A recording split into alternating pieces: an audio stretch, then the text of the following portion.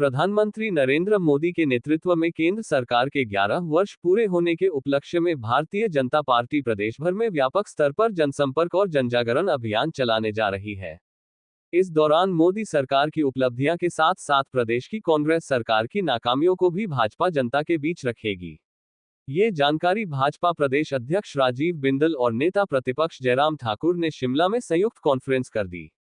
प्रदेश भाजपा अध्यक्ष डॉक्टर राजीव बिंदल ने जानकारी देते हुए बताया कि पार्टी 9 जून से विशेष अभियान शुरू करेगी, जिसमें संगठन के सभी स्तरों पर कार्यक्रम आयोजित होंगे।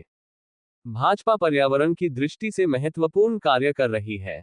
भाजपा हर बूथ पर 11 पौधे लगाएगी।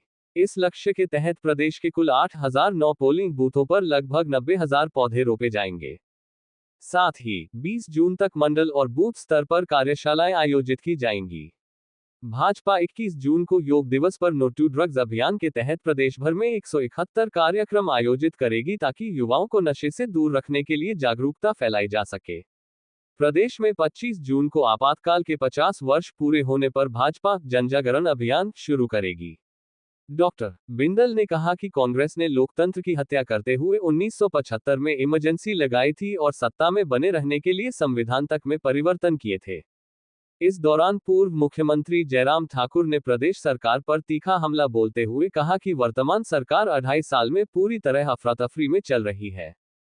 सरकार केवल किसी तरह सत्ता में बने रहने का प्रयास कर रही है। कालाअंब में शराब की अवैध फैक्ट्री 2 वर्षों से चल रही है, जहां से 4 लाख से अधिक स्टिकर बरामद हुए हैं, लेकिन सरकार की ओर से कोई सख्त कार्रवाई नहीं हुई। कानून व्यवस्था की धज्जियां उड़ाई जा रही है। विमल नेगी की मृत्यु के पीछे के कारणों की जांच की मांग करते हुए उन्होंने कहा कि प्रदेश की जनता जानना चाहती है कि इसके पीछे कौन जिम्मेदार है। वहीं अब अस्पतालों में पर्ची के पैसे और 133 टेस्ट फ्री नहीं रहेंगे। मुख्यमंत्री के स्वायत्त वाले बयान पर तंज कसते हुए कहा गया कि यह केवल जिम्मेदारी से बचने का प्रयास है। सरकार स्पष्ट मानसिकता से काम नहीं कर रही है और सभी निर्णय कुछ चुनिंदा व्यक्तियों द्वारा लिए जा रहे हैं, जिससे मंत्री और अधिकारी भी असमंजस में हैं। कांग्रेस की सरकार सिर्फ कर और कर्ज की सरकार बनकर रह गई है और जनता की भलाई के लिए कोई ठोस योजना नहीं दिख रही। पंजाब दस्तक के लिए सुरेंद्र राणा की रिपोर्ट। काम ये 23 जून को पार्टी करेगी। कांग्रेस संविधान का नाम लेकर, संविधान की एक किताब लेकर दर-दर में और भटक रही है। 25 जून को कांग्रेस को एक्सपोज किया जाएगा।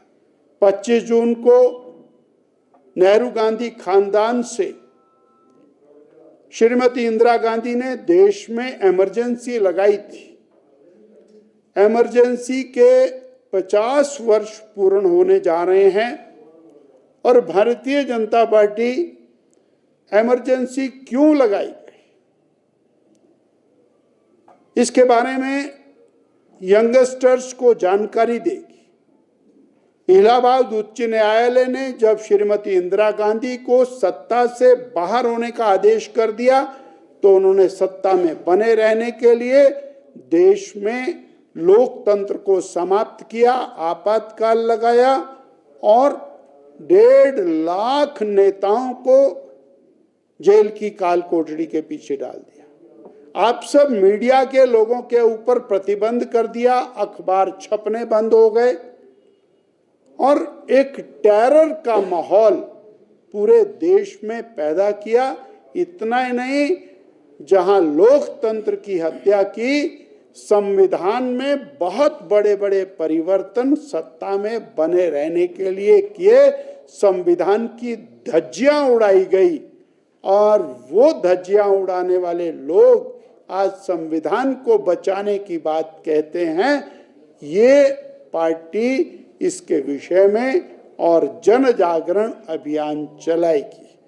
इसमें जो कांग्रेस की सरकार 2.5 साल का कार्यकाल उसका पूरा हुआ है और कुछ दिन बचे हैं शायद, लेकिन बहुत अफरा तफरी के माहौल में सरकार चल रही है। स्पष्टता किसी विषय को लेकर के नहीं है, गंभीरता ठहराव सरकार में किसी विषय को लेकर के है ही नहीं। किसी तरह से कुर्सी बची रहे, कुर्सी चलती रहे, सलामत रहे, सरकार चलती रहे, समय निकाल दे, यही एकमात्र लक्ष्य रह गया है। मैं बहुत सारी चीजों का जिक्र करूं वो संभव नहीं है, लेकिन मैं आज इतना मैं वर्तमान सरकार से पूछना चाहता हूं कि कानून व्यवस्था का हाल क्या है प्रदेश भर में। विमल नेगी की मृत्यु, मुझे लगता है कि उनके लिए ये विषय है कि नहीं है, और विमल नेगी की मृत्यु अगर हुई है, इस बात को मान करके चलना पड़ेगा। अभी वो जांच के दायरे में है, इस बारे में बहुत टिप्पणी करना उचित नहीं है, लेकिन अगर उनकी मृत्यु हुई तो उस मृत्यु के पीछे कारण जानने की आवश्यकता है। प्रदेश जानना चाहता है, परिवार जानना चाहता है, और जो सरकार में जो काम करने का तौर तरीका था, सबसे बड़ा कारण उनकी मृत्यु का वही है। ये परिवार के लोग कहते हैं, सब लोग कहते हैं। इसमें बहुत घटनाओं का क्रम बहुत लंबा है, उन सारी चीजों पे अब कोर्ट में मामला है। एसपी शिमला इंडिविजुअल कैपेसिटी से फिर से कोर्ट में गए हैं, आज उसमें उनकी सुनवाई है, उसमें ज्यादा मुझे कहने की आवश्यकता नहीं, लेकिन मैं इतना मैं जरूर कह सकता हूं, एसपी शिमला अपनी इंडिविजुअल कैपेसिटी से नहीं, वो अगर कोर्ट में गए हैं, माननीय उच्च न्यायालय में गए हैं, तो सरकार के संरक्षण के साथ ही गए हैं।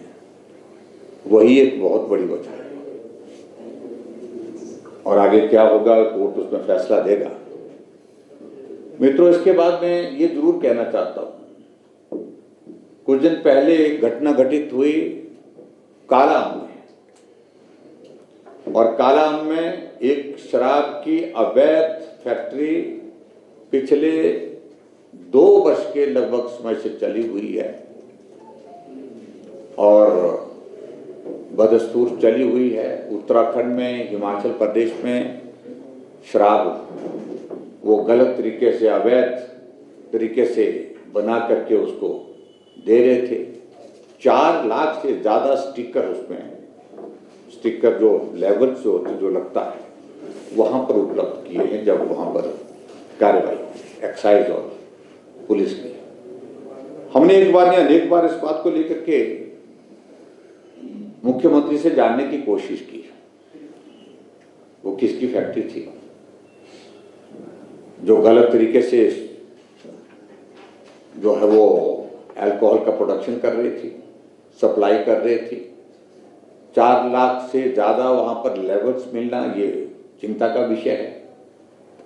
और क्या ये सत्य है, जिस दिन वहां पर एक्साइज डिपार्टमेंट और पुलिस डिपार्टमेंट ने रेड किया, पूरी रात भर मुख्यमंत्री कार्यालय के उच्च अधिकारी के माध्यम से लगातार वहां पर दबाव डाला जा रहा था कि कार्रवाई में आप एफआईआर दर्ज मत करिए, आगे मत बढ़िए। अभी तक कोई गिरफ्तारी उस मामले में हुई नहीं, क्योंकि संरक्षण उसमें मिल रहा था।